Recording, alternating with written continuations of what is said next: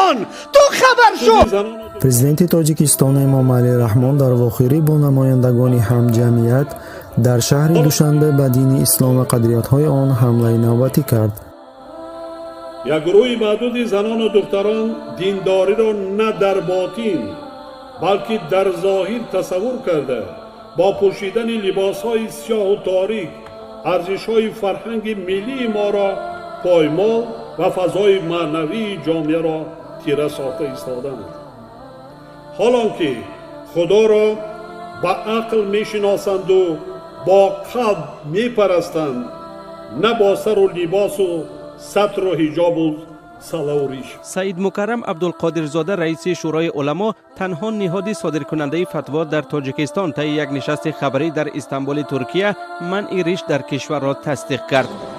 шумо тамом духтароро фаҳмонед, оное ки ҳиҷоб ба сар мекунанд, баъзан вай мекунанд, пеш аз ҳама ин бисаводӣ бимаърифатӣ аст. саводи кофӣ надоранд онҳо. ӯ ҳам гумроҳ гаштагонанд. ҳатто аз ҳамун зиндагии худашон намедонанд чӣ кор мекунанд. либосҳои сатро, сатпӯшии ҳиҷобпӯширо мавриди диққати худ қарор диҳем. ва дохил албатта ҷаноб ки дигар дар ҳудуди тоҷикистон чунин либоспӯшӣ маҳдуд карда шавад. имрӯз мо дар мадинаи мунаввара қарор дорем, дар шаҳри пайғамбар қарор дорем ва албатта мақсади мобандааш иродаи банда барои адои ҳаҷи умра ҳаст. баъдан дар ин кор албатта раҳбари давлат, албатта ҷамии мақомотҳое ки ҳамеша шабай рӯзай барои осудагии ин мардум дастёрӣ дароз мекунанд ва ҳамчунон пешниҳодҳои нек мекунанд. худои меҳрубон таншона сиҳат, имоношона боз ҳам комил ва хотимаошона ба хайр ва дар ин кори савоб аллоҳи меҳрубон дар номои аъмолшон аҷр нависонда диҳад. мехоҳам махсус таъкид намоям ки бузургони мо борҳо фармуданд ки танҳо сатру сиёҳпӯшӣ ва куркурона тақлид намудан ба фарҳанги бегона нишонаи боиффат будани занону духтарон нест. моли мо чӣ хел нестай? ман мусулмонам. мусулмони ҳеҷ вақта кофир набуд. чо клубора маҳкам намекунем? дискотекора маҳкам намекунем? демократия ин чиз демократия ки боша ман чӣ коре бифора мекунам? чӣ коре бифора мекунам? хом мин юкамс хом ҳиҷоб мекунам. ти ҷои мада чӣ кор дорӣ? ҳа бориши роҳбарият баъд аму роҳбарият ҳамгу пеши ман бия ман худам хачи гап мезанам. ти мара биёра дар кадом асос ҳақ дора ки сатри мара ма бикаша? қонунша нишона кун. биё охир ман қонуни тоҷикистонда чӣ кор дорам? ман намехоҳам ки клуб маҳкам шавад. чӯ маҳкам намешавад? қонуни тоҷикистон чӣ дар тоҷикистон зиндагӣ касе чӣ ака мара ку омада дар қади раҳ нагӯ ман худам мазам неста. мара нуш ишора кардиса ки бира бу сатрша бикаша. унаму генералта пенералта бира бигӯ ки занша бигира куниличкира да мардум нишон бита. тамом.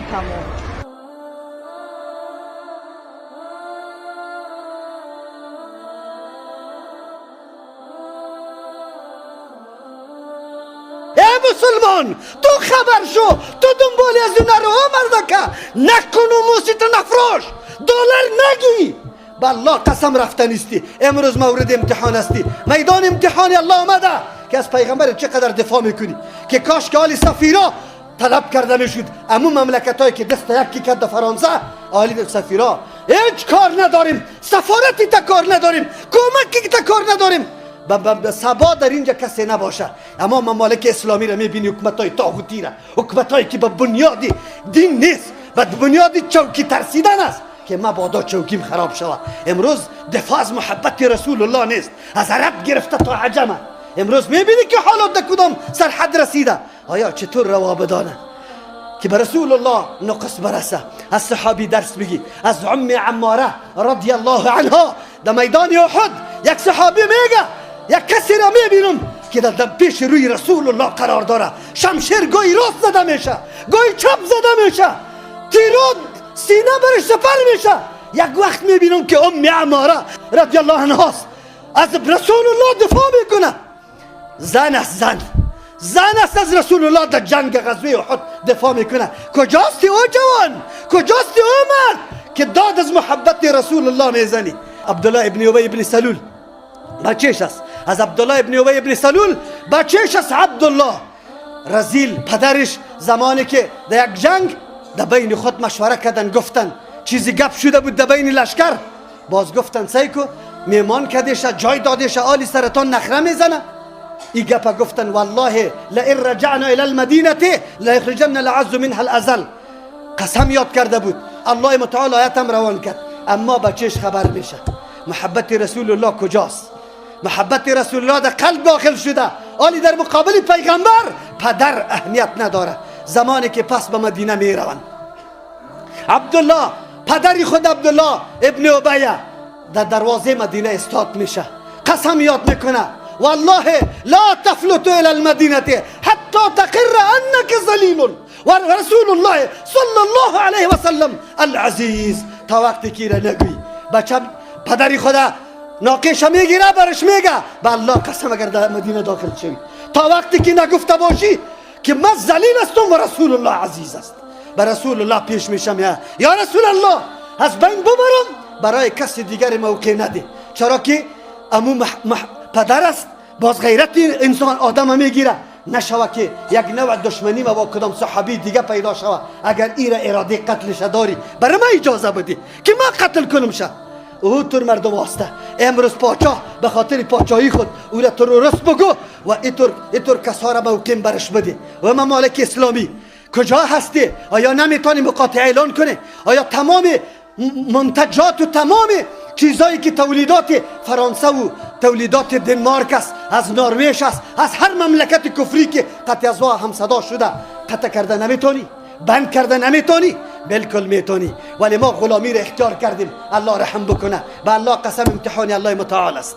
ما امتحان داده رایستیم که چی میکنیم، چقدر غیرت داریم و چقدر محبت رسول الله صلی الله علیه و سلم ما در قلب ما موجود است. قرآن برای ما میگه، ما یقین داریم که الله متعال انتقام پیغمبر خدا گرفته نیست. الله متعال خود میفرماید، براتون خواندم، ان الذين يؤذون الله ورسوله، کسی که الله را اذیت میده. اذیت دادن الله را کسی اذیت دادن نمیتونه که او رنج ببره. اذیت دادن ایمانا که به دین الله اعتنا نمیکنه، اهتمام نمیکنه، به دین الله توجه نمیکنه، به دین الله به نظر احترام و بزرگی نمیبینه، او دین اهمیت نمیده. کما فی الحال ما و شما مشاهده میکنیم کتاب الله که قانون زندگی ماست در سر طاق مانده شده. سر طاق چی میکنی؟ اگر تو تدریس میکنی به الله قسم در مسجد برات جای نیست. ما تعالی را در مسجد ها خود جای نداریم، در جای کرایه ما را نمیمانم. یالی دنبال ما روان است که از این جنب باید کوچ بکنیم به خاطر که قرآن تدریس میکنیم. ما مسلمان ها باید بدانیم کسایی که الله را اذیت میده، کلامی از او را نمیگذاره که در بین مردم پخش و مردم او را ببینه. امروز دموکراسی لعنتی را برای خود قانون جور کرده، قرآن گذاشته شده، مجلس ها جمع میشه در بین خود قوانین وضع میکنه که این ماده قانون اساسی چی رقم است. تمامی مسائل و احکام اسلامی ما سری قانون اساسی سری از او چی میشه وزن میشه که حقیقتش مقابله داره یا نداره. کدام است؟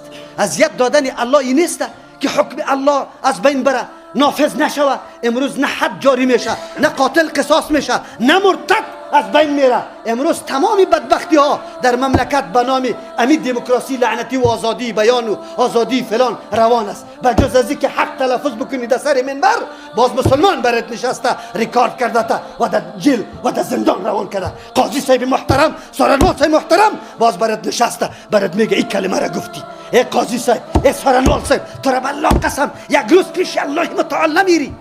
یک روز احتجاج کردی، دفاع از رسول الله کردی یا نکردی؟ بله، ببره، بکنه. امی دنیا هست، امی دنیا هست. روز